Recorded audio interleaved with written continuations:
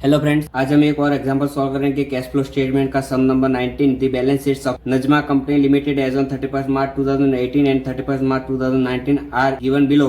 Prepare cash flow statement. 2 year information is given. Equity and liability. Total assets is given.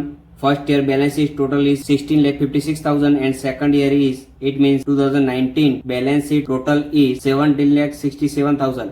During the year, it means additional information is given. Not all calculation are to be shown as the part of your answer. It means जो भी आपको calculation करना है solution के लिए तो वो क्या है, पार्ट ऑफ द आंसर है. तो आपको कैश फ्लो स्टेटमेंट प्रिपेयर करना तो वो स्टार्ट कहाँ से करना है, additional information it mean adjustment जो भी है वहां से आपको स्टार्ट करना है. तो first, sold one machine for ₹37,800 the cost of which was ₹70,000 and the depreciation provide on it was ₹25,000. तो फर्स्ट एडजस्टमेंट मशीनरी रिलेटेड है तो आपको मशीनरी अकाउंट प्रिपेयर करना है और उसमें क्या है, डेप्रिसिएशन है तो उसमें डेप्रिसिएशन अकाउंट प्रिपेयर करना है. तो machinery account opening balance, machinery opening balance is 4 lakh rupees and closing balance is 3,70,000. Opening balance 4 lakh, closing balance is 3,70,000. One machinery sold for ₹37,800 by sales is 37,200. जो मशीनरी सेल आउट किया उस पे depreciation कितना है, 25,000. तो बाय डेप्रिसिएशन 25,000. फ्रेंड्स, एक बात आपको याद रखनी है कि जब भी आपको बैलेंस शीट में डेप्रिसिएशन प्रोविजन दिया है तो आपको असेट्स में डेप्रिसिएशन नहीं लिखना है, लेकिन यहाँ पे डेप्रिसिएशन मैंने लिखा है. वो कौन सा डेप्रिसिएशन है, depreciation on sold off machinery का डेप्रिसिएशन है. तो जब भी आपको डेप्रिसिएशन प्रोवाइड करना है तो वहां पे डेप्रिसिएशन अकाउंट आपने प्रिपेयर किया है तो वहां पे आपको डेप्रिसिएशन लिखना है. लेकिन जो हमने ये लिखा है वो कौन सा डेप्रिसिएशन है, सोल्ड ऑफ मशीनरी डेप्रिसिएशन है. तो वो कितना है, 25,000. और जो हमने मशीनरी सेल आउट किया उस पर लॉस कितना आया, तो बुक वैल्यू कितनी आई थी, 45,000. सेल आउट कितने में किया, 37,800 में सेल आउट किया. इट मींस आपको लॉस कितना आया, 7,200 का लॉस आया. अभी आपको क्या करना है, मशीनरी अकाउंट क्लोज करना है. तो आपको डेबिट साइड में डिफरेंट आएगा, वो क्या है, परचेज. तो वो अमाउंट कितनी आएगी, 40,000 रुपीज. तो अभी आपको क्या करना है, उसकी एंट्री आपको रिकॉर्ड करनी है. तो फर्स्ट में ओपनिंग बैलेंस और क्लोजिंग बैलेंस की आपको एंट्री नहीं करनी है.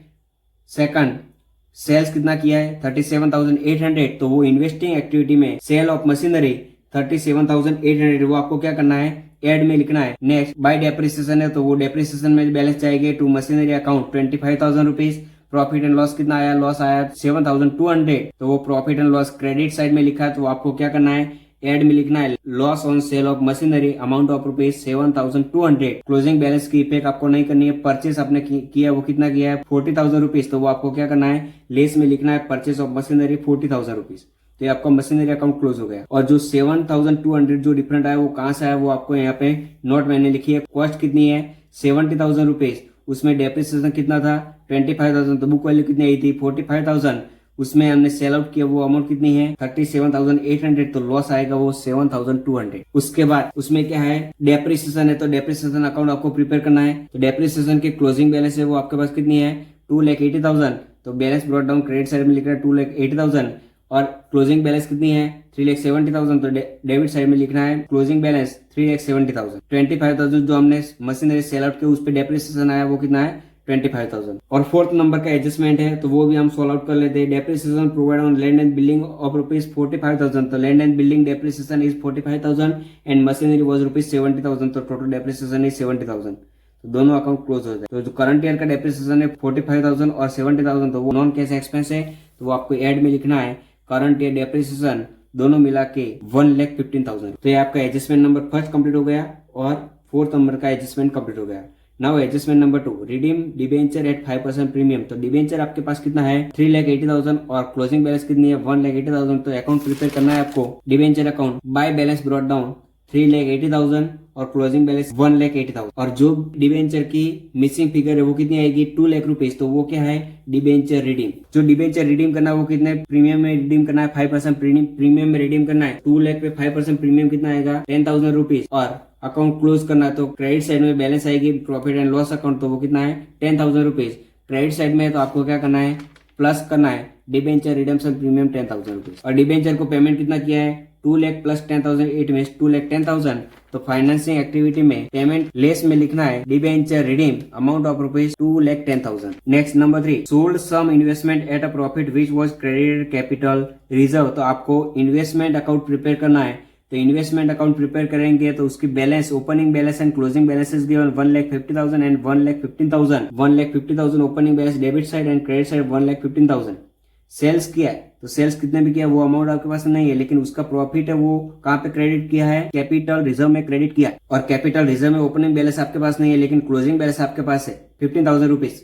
जो 15,000 है वो क्या है, profit on sale of investment होगा, राइट। क्योंकि एडजस्टमेंट में लिखा है कि जो इन्वेस्टमेंट में प्रॉफिट हुआ वो कहाँ पे क्रेडिट किया है, कैपिटल रिजर्व में क्रेडिट किया है। तो कैपिटल रिजर्व में ओपनिंग बैलेंस आपके पास नहीं थी, लेकिन क्लोजिंग बैलेंस है वो कितनी है, 15,000 रुपीज। इन्वेस्टमेंट अकाउंट आपने प्रिपेयर किया है तो सेल्स कितने में होगा, तो रेंडमली आपने जो सेल्स किया वो कितना है, 1,50,000 माइनस 1,15,000, इट मीन्स आपने 35,000 का सेल्स किया, राइट। बुक वैल्यू कितनी है, कॉस्ट प्राइस है 35,000, लेकिन 15,000 प्रॉफिट कैपिटल रिजर्व में क्रेडिट हुआ वो कितना है 15,000। तो दोनों मिला के एड करेंगे तो सेल्स कितने में होगा, 50,000 रुपीज। 35,000 प्लस 15,000 इट मीन 50,000 में हमने सेल आउट। अभी आपको क्या करना है, इन्वेस्टमेंट अकाउंट क्लोज करना है। तो डेबिट साइड में जो बैलेंस आएगा वो क्या है, capital reserve.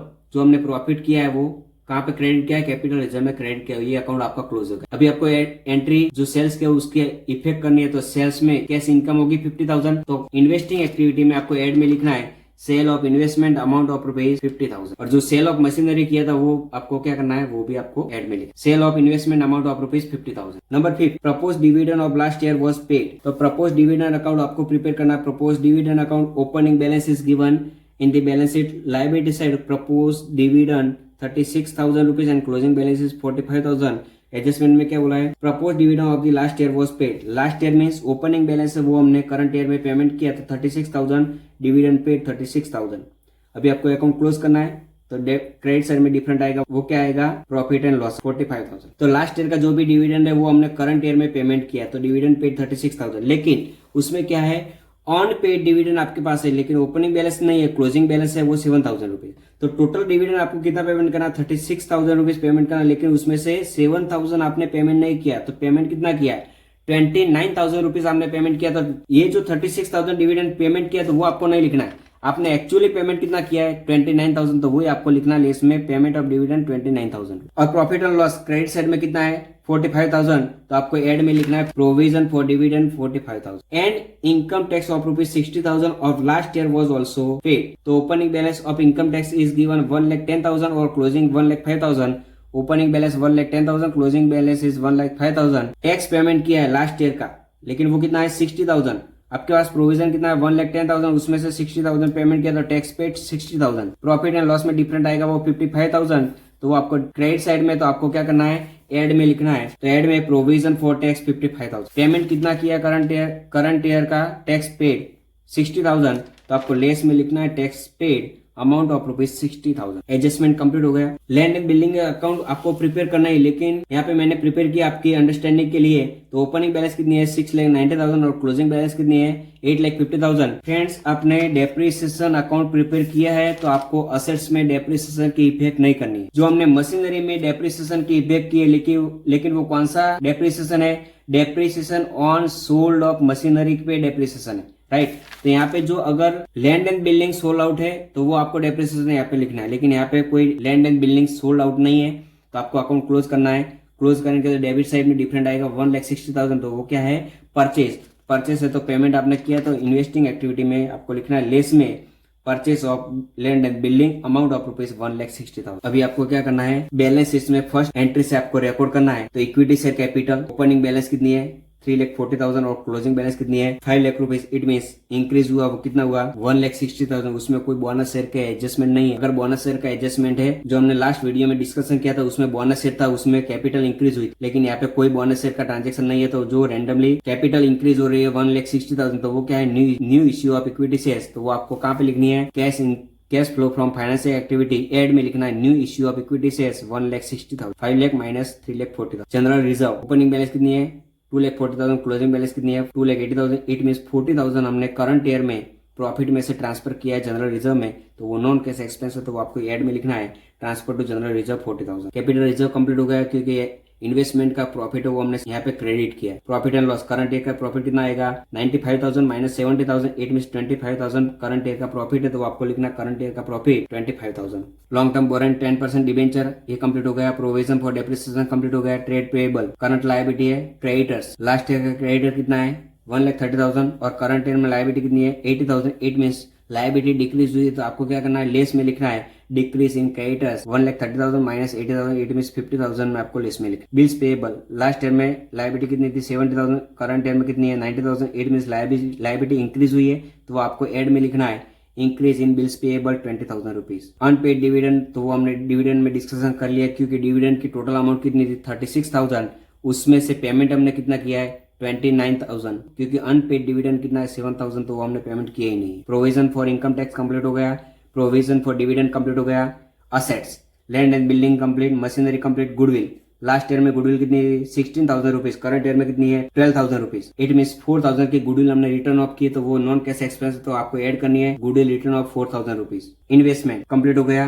Preliminary expense, last year में कितना है 20,000, करंट ईयर में कितना है 15,000, इट मीन 5,000 का प्रिलिमिनरी एक्सपेंस रिटर्न ऑफ किया, तो वो आपको नॉन कैश एक्सपेंस से ऐड करना है। स्टॉक, लास्ट ईयर में स्टॉक कितना है 1,10,000, करंट ईयर में कितना है 1,25,000, इट मीन 15,000 का स्टॉक हमने करंट ईयर में परचेस किया है, तो वो आपको लेस में लिखना है increase in stock 15,000। Debtors, last year का डेप्टर्स कितना है 1,60,000, करंट ईयर में कितना है 2 lakh rupees, it mean debtors increase हुआ है, तो वो भी आपको लेस में लिखना है इंक्रीज इन debtors 40,000 rupees. Bill receivable, last year में 90,000, करंट ईयर में 50,000। आपके पास लास्ट ईयर में करंट असेट्स कितनी थी 90,000, उसमें से 40,000 आपने रिसीव किया है, इट मीनिंग क्या हुआ 40,000 आपने रिसीव किया है, तो 40,000 एड में लिखना है decrease in bill receivable 40,000। Cash and cash equivalent, cash balance, opening balance 20,000 और क्लोजिंग बैलेंस 30,000, तो ये आपका 30,000 ये फाइनल आपका आंसर है। अभी आपको क्या करना है ये एक्टिविटी का प्लस माइनस टोटल करना है, तो cash flow from operating activity 2,01,200 और बी का टोटल आएगा cash flow from investing activity, add less करेंगे cash flow from investing activity, B का टोटल आएगा 1,12,200, लेकिन लेस में आंसर है। उसके बाद सी का आंसर आएगा एड और लेस करना है cash flow from financing activity, C का टोटल आएगा माइनस में 79,000 रुपए। A plus B plus C तीनों का टोटल करें, net cash flow from all activity A plus B plus C, तीनों का टोटल आएगा 10,000 प्लस में। उसमें opening cash and bank balance आपको ऐड करनी 20,000, ऐड करेंगे तो क्लोजिंग बैलेंस आपकी मिलेगी 30,000, तो वो आपका फाइनल आंसर हो गया कैश एंड बैंक बैलेंस 30,000। तो फ्रेंड्स ये नजमा कंपनी लिमिटेड का पूरा सॉल्यूशन हो गया। फ्रेंड्स अभी भी आपको तीनों एक्टिविटी में आपको डाउट लग रहा है, operating activity, financing activity, investing activity में कुछ डाउट है, तो आप इस चैप्टर का जो फर्स्ट वीडियो वो एक बार आप देख लीजिए, ताकि आपको समझ में आ जाएगा कि कौन सी एंट्री कहाँ पे आपको रिकॉर्ड करनी है और क्यों रिकॉर्ड करनी है। ठीक है, तो फर्स्ट लेक्चर में हमने ऑलरेडी डिस्कशन किया पूरा परफॉर्मा, वहां पे एक बार जाके वो वीडियो आप देख ले, ताकि आपको पूरा समझ में आ जाएगा कि कैश फ्लो स्टेटमेंट आपको कैसे प्रिपेयर करना है। तो फ्रेंड्स ये वीडियो अच्छा लगा हो तो वीडियो को लाइक करें, शेयर करें और चैनल को सब्सक्राइब करें। Thank you.